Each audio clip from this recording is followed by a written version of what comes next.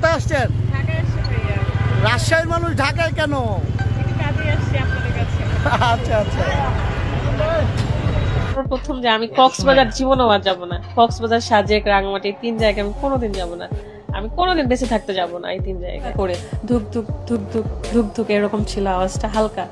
তো আমি ওটা এখনো শুনতে পাই। শাওনের মৃত্যুর পর হেসে হেসে ইন্টারভিউ দিচ্ছেন ফারহানা বিথি। বললেন জীবনে আর কোনোদিনও সাজেক, রাঙামাটি, কক্সবাজার যাবেন না। কিন্তু ইন্টারভিউতে বিথির মুখে সবসময় হাসি ছিল, জানিয়ে বিথিকে তুলোধনা করছেন নেটিজেনরা। যেখানে কিনা ফারহানা বিথির কান্না করার কথা, সেখানে বিথি মুখে হাসি নিয়ে কথা বলছেন। শাওনের মৃত্যুতে বিথির কোনো অনুশোচনাই নেই। বিথির দেবর শাওন মারা গেছেন 3 দিনও হয়নি, আর এরই মধ্যে বিথি ঢাকায় আসে। শাওনের মৃত্যুতে তার দায় নিয়ে তিনি মুখ খুলেছেন। সোশ্যাল মিডিয়ায় শাওনের মৃত্যুতে বিথিকে তুলোধনা করছেন সবাই। বিথির বাইক রাইডের সিদ্ধান্তই কেড়ে নিয়েছে শাওনের প্রাণ।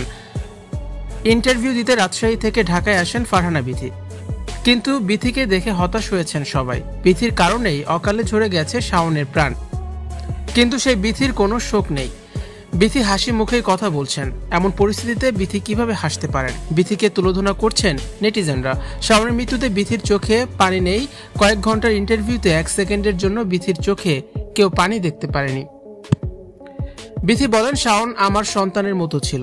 আমি চেয়েছিলাম শাওনের স্বপ্নগুলো পূরণ করতে। শাওনের বাবা মাকে কথা দিয়েছি তাদের পাশে থাকবো সারা জীবন। বিথি বলেন, জীবনে আর কোনোদিনও সাজেক, রাঙামাটি, কক্সবাজার তিনি যাবেন না। বিথি বলেন, শাওন আমার সাথে অনেক আগে থেকেই পরিচিত ছিল। শাওনের মৃত্যুতে তার বাবা মা আমাকে দোষারোপ করেনি। ভিউয়ার্স, শাওনের মৃত্যুর পর যে বিথি হেসে হেসে ইন্টারভিউ দিচ্ছেন, এটা নিয়ে আপনাদের কি মন্তব্য জানিয়ে অবশ্যই কমেন্টস করুন, আর ভিডিওটি শেয়ার করার অনুরোধ রইল।